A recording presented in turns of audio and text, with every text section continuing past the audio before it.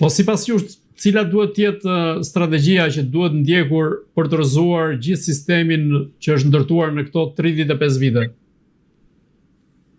Për mua është ndërgjegjësimi sa më shumë njerëzve, sidomos atyre që militojnë ke këto dy parti kryesore. Unë kam bërë edhe një thirrje edhe një shkrim duke shprehur dëshirën time që do ishte mirë që militantët e këtyre partive të distancohen, siç ishte rasti i Poliçanit që dogjën testrat e partisë. Ai ishte një akt për mua atdetar që duan atë dheun, pavarësisht se duan ta zvoglojnë aktin e tyre dhe ta bëjnë sikur ishte për interesat personale dhe të vogla, po jo, ato po i shërbejnë atë dheut. Dhe kjo është e vërteta, sepse këto dy parti ndër vite, në 36 vite kanë shkelur kushtetutën me të dyja këmbët. Kanë shkelur nenin 9 të kushtetutës për demokratizimin e partisë brenda vetes tyre, që po të ishim neve që mos ishte sistemi i kapur, sot me një paditek, me një kërkesë paditek gjykata kushtetuese, gjykata kushtetuese do t'i kishte nxjerrë të partitë të jashtëligjshme për shkelje të kushtetutës së nenit 9. Po këto nuk kanë shkelur vetëm atë, këto kanë shkelur nenin 1, nenin 2, nenin 3 që ka të bëjë me sovranitetin, kanë shkelur nenin 41, 42, 181 që ka të bëjë me pronën dhe si trashëgohet prona, sepse ne jemi dëshmitar të gjithë se si janë zaptuar tokat dhe pronat në Shqipëri. Pra, këto janë shkelës të këtyre neneve të kushtetutës.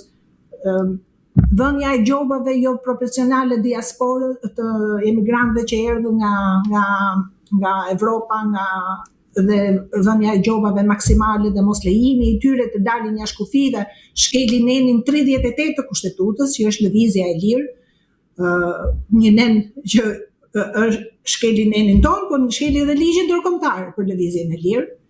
Kështu që janë bërë shkelje të rënda, të mendosh që është një qeveri apo një vend që don të ingranohet në BE dhe të bëj këtë lloj shkeljesh janë të pa lejueshme, janë të pa pranueshme, janë të pa mendueshme.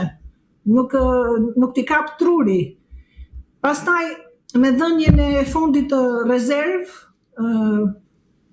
Kenya West, që nuk ishte asnjë lloj urgjence dhe pa u zbatuar procedura se si duhet të përsaktohej dhënia e këtij fondi, ato shkelën dhe nenin 101 të kushtetutës.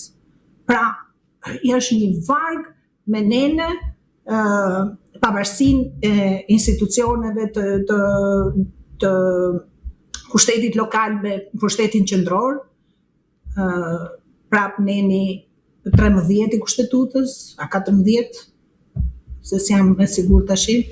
Pra, këto kanë shkel një ser në lashtë të kushtetutës, një militant që militon ke këto parti, në qoftë se ato do ishin të ndërgjegjshëm dhe do i dinin e para punës do t'i luftonin nga brenda këto gjëra, dhe kur si hece duhet të dorëzonin testrat.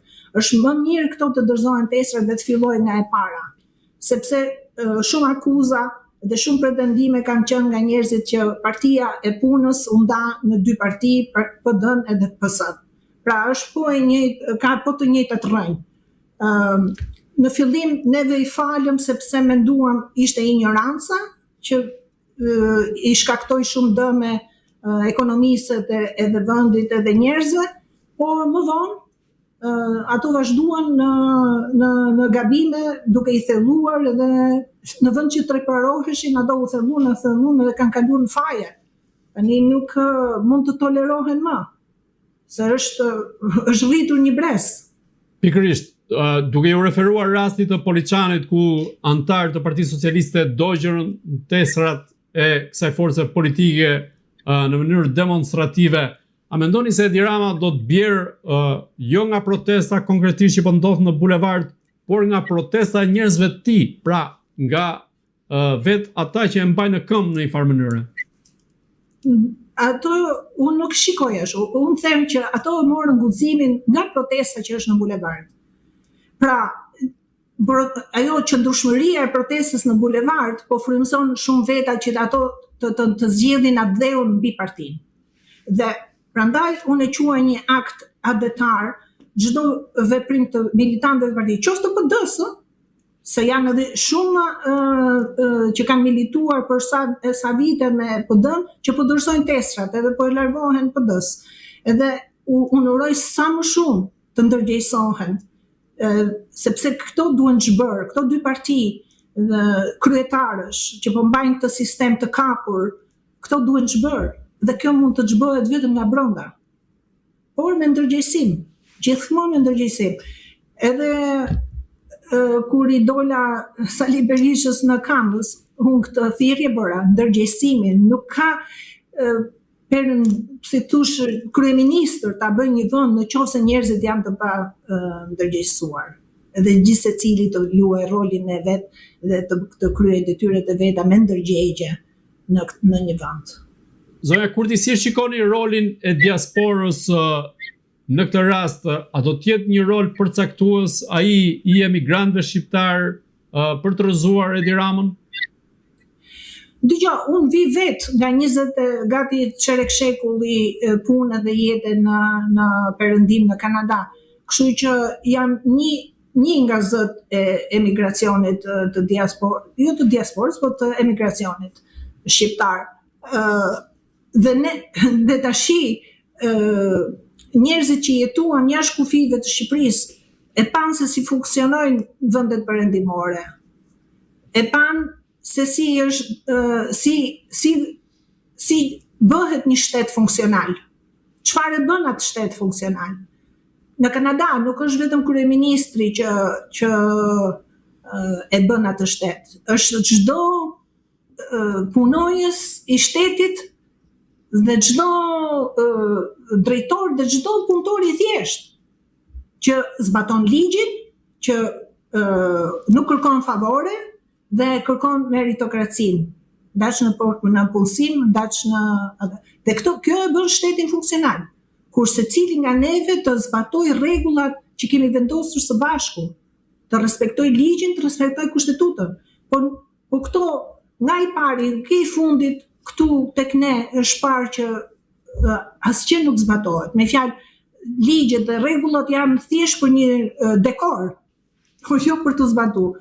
E shikon këtë ke trafiku, e shikon këtë kudo që shkon, në çdo hapësirë.